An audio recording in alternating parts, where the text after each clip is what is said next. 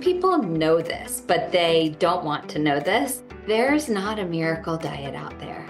I will be open if research comes up with anything that's miraculous, but there's a $65 billion diet industry for a reason that everyone wants that one thing. I'm Melanie Barr. Welcome back to the She Built It podcast, your go-to place to empower you to live the life and business that you crave. I'm here to talk about everything from having the courage to make life and career leaps to the details of how to lead effectively, create successful teams, implement strategies for growth, and infuse tech innovation. I'm here to celebrate your wins and navigate through your challenges. I live in the city now, but I grew up in a town of 1,000 people. I've navigated major life leaps, a senior level corporate career, worked in professional sports, and now as a successful entrepreneur who loves business, technology, family, and making meaningful connections with you and the She Built It community. I also love a good workout and dose of self-care. Magic happens when we focus on the part of ourselves and our business that brings us joy. So turn up the audio, open your favorite notes app, grab your favorite drink, and here we go. Welcome to the She Built It podcast. Thank you for joining us, Dr. Lyons. Tell us what led you to launch the Lyons Share Wellness. Thank you for having me on the podcast. Very excited to be here. The short version of the story is I was fine in my career. Looking back, I realized I was at rock bottom with my health, but I didn't honestly know it at the time. I went to Harvard for undergrad. I got a management consulting job out of that. It was a good job that everyone wanted, and I liked it, and it was fine. But I was working a lot, 80 plus hours, which is a lot different when it's not your baby and your passion. At that time, doing it for someone else and traveling 48 weeks a year and all of that. I was also overtraining, over exercising, and under fueling. And I had my own hormonal crash. I had sex hormones drop below postmenopausal levels in my early 20s. I had adrenal dysfunction. I went on this journey to heal my own health. And back in those days, there wasn't ChatGPT. There wasn't the easily accessible information that we have these days. So that required a lot of digging, of going to conferences and reading books and talking to people and all this stuff.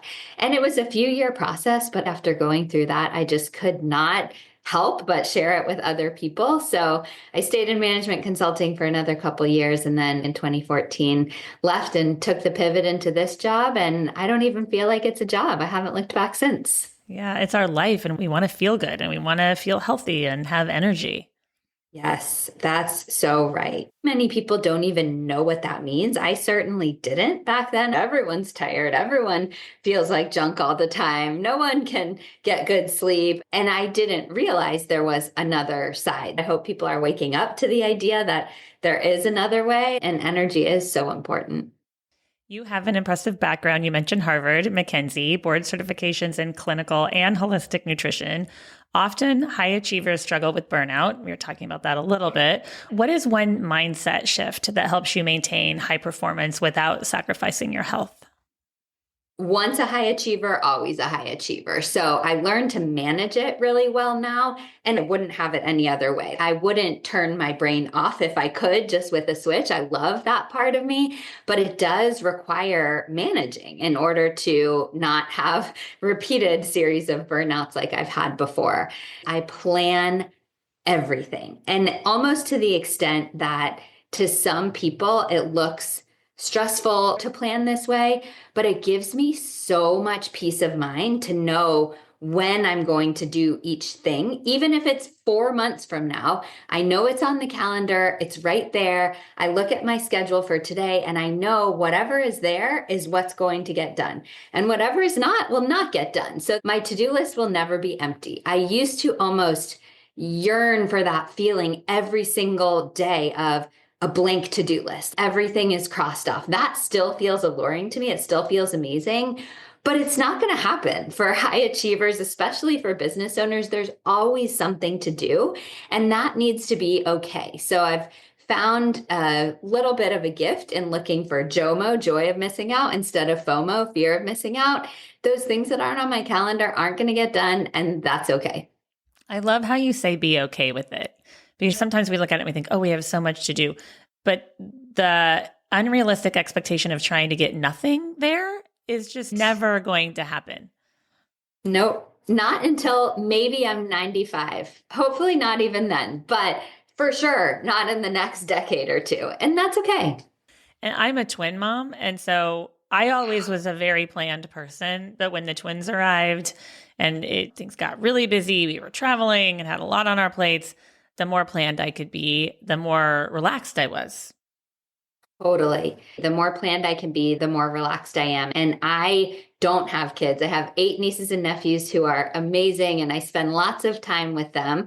And through my siblings, I've experienced a lot. And obviously, most of my clients have kids. For them, it can feel sometimes, oh, now I can't plan anything, but everyone can plan something. Maybe you can't plan every hour of the day, especially with twins. They're kids really of any age. You can't plan every single thing and rely on it, but you can always plan something. And grasping that one, if it's 5 minutes for yourself when the kids go to bed, or starting small, can really be empowering for people. Yeah, those 5 minutes after they go to sleep, really important. Yes. Especially after a busy workday and juggling work Absolutely. and life and everything else. Yes. Business leaders are often juggling a million priorities. What advice do you have for shifting from survival mode to thriving mode when it comes to our health? Oh, wow. I definitely started this business thinking it would be a lifelong solopreneur endeavor. I truly didn't want to have other people on my team after managing people in my previous career. What a gift to just do this on my own. So I ignored the signs for way too long that I needed help. Definitely drove myself into the ground and didn't serve my clients as well, trying to do everything myself. Maybe for the first couple of years, it was fine by myself, but eventually there was a time when I needed help and I ignored it. It's only been in the last third of my time as a business owner that I've brought a lot of members onto the team. And every time I do, I feel so grateful. So asking for help in business, bringing members on your team, asking for help from family, friends, we're all in this together. It's not a sign of weakness. We've all heard that. But sometimes, even when I hear that, I'm like, oh, yeah, that's for other people. That's not for me. I can do everything, even if everyone else can't, but I can't do everything. Neither can anyone listening. We're all in this together, and asking for help is okay. It's so interesting because when you're building a business too, you have to step back and say, am I working in the business or on the business? Yes. And you had to feel so different in building a team around something that you're truly passionate about and in a way that you wanted to build your team. So I would assume that that would look and feel differently than what you were doing before. Yeah, that's totally right. I love serving clients, and I hope to never stop serving clients myself as a practitioner. I wasn't able to work on the business at all, which leads you to a vicious cycle downwards of more and more clients doing less and less of a good job with them, not taking care of the business. It's a speeding train going nowhere good.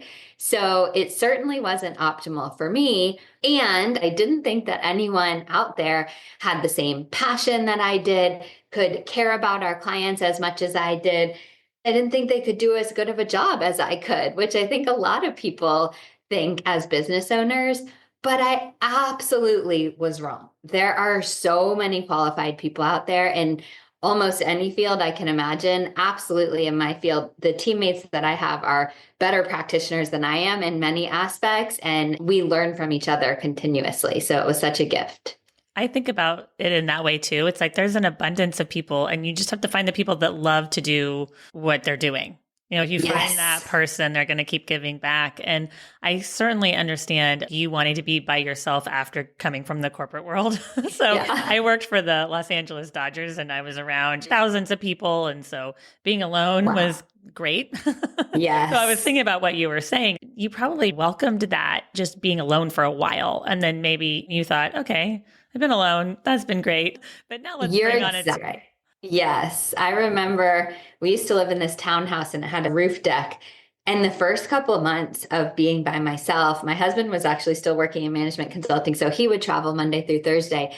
And I would go sit on the roof deck and be like, oh my gosh, no one's here. I don't have to report to anyone. And it was like this goosebumpy feeling like, this is so cool. And then, like you said, it changed after a while, but it was cool at the beginning.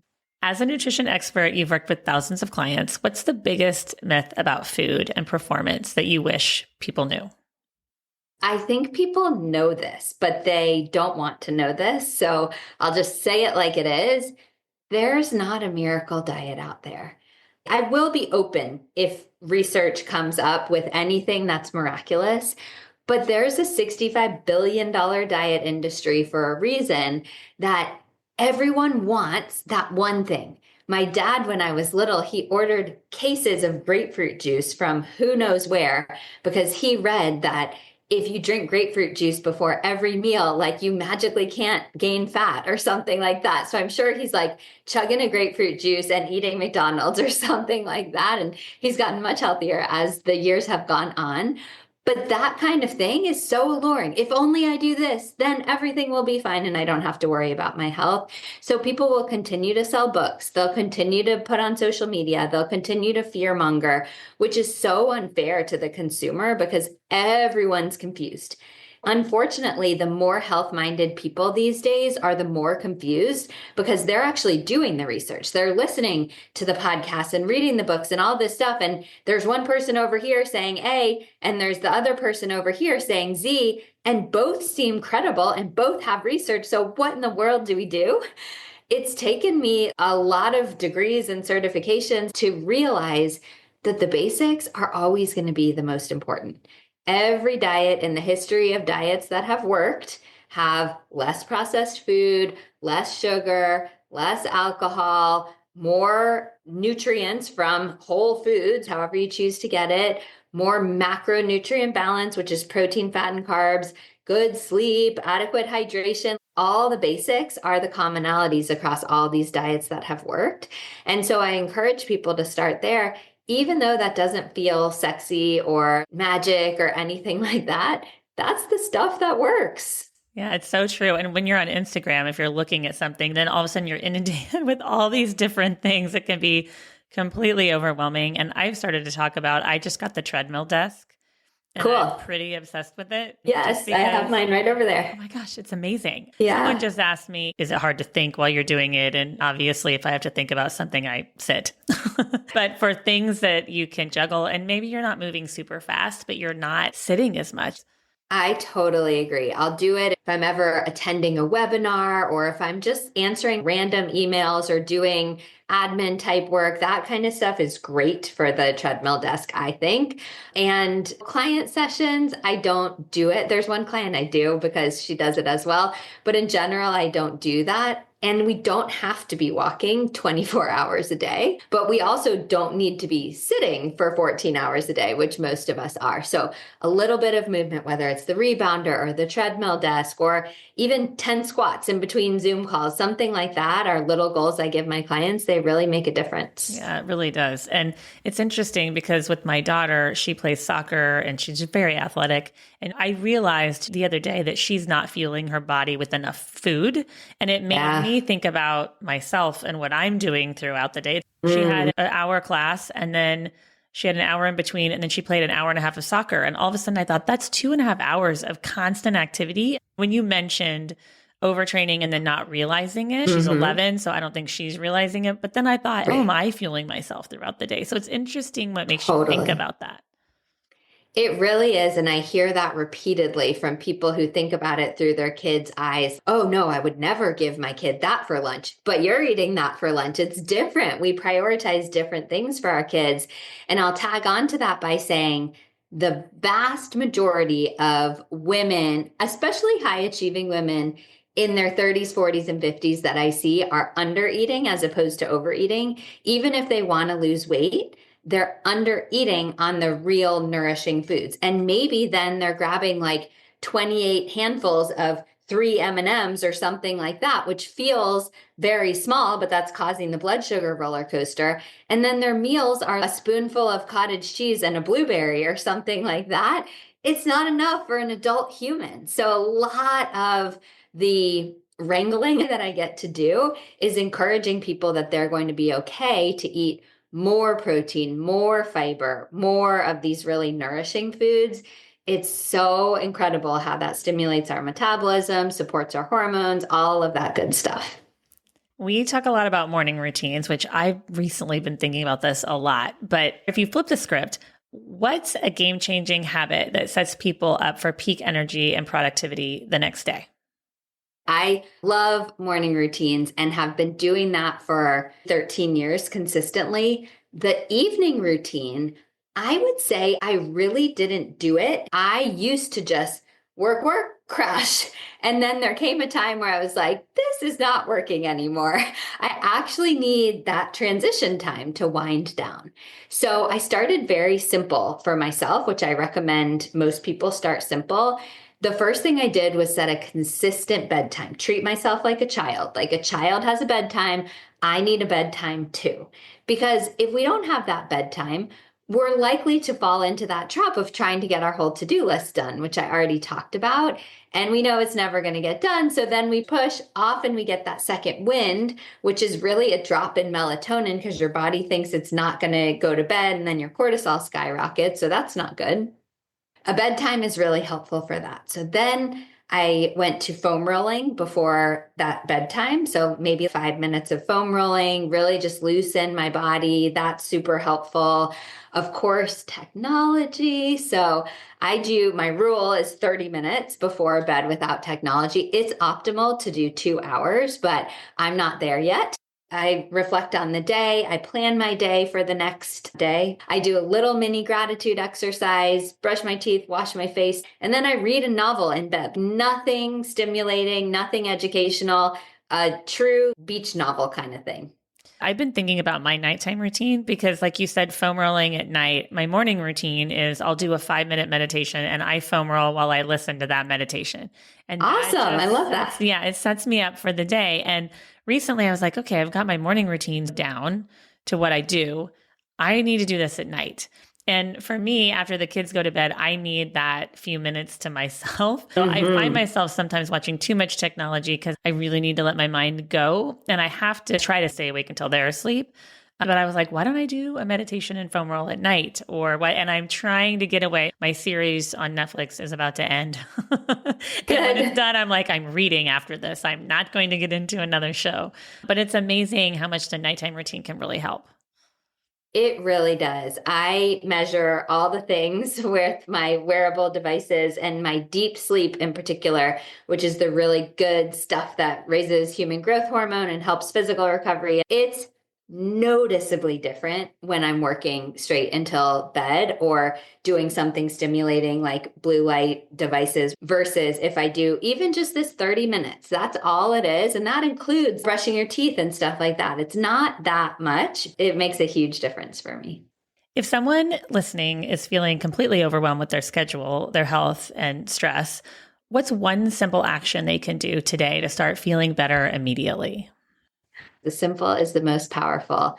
Hit your water goal. So I think the best goal is half of your body weight in pounds. So let's just, for ease of math, say someone weighs 200 pounds. Half of that body weight is 100.